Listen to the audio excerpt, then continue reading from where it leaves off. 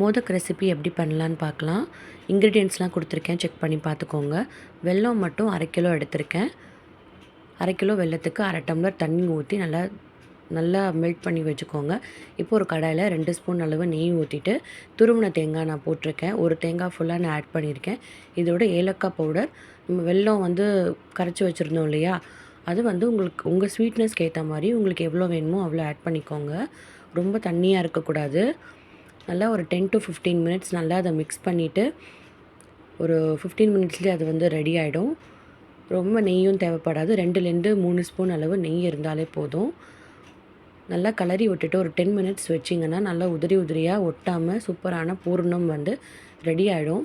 சப்பாத்தி மாவு வந்து மைதா மாவுலேயோ அல்லது கோதுமை மாவுலேயோ வந்து நல்லா டைட்டாக பூரிக்கு பிசைகிற மாதிரி பிசைஞ்சு வச்சுக்கோங்க.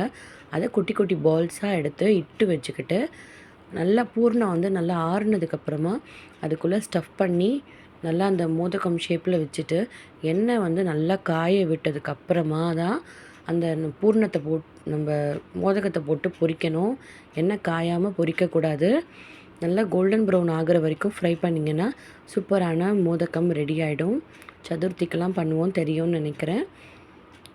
பண்ணி பார்த்துட்டு எப்படி இருக்குன்னு கீழே கமெண்ட்டில் ஷேர் பண்ணுங்கள். Bye friends.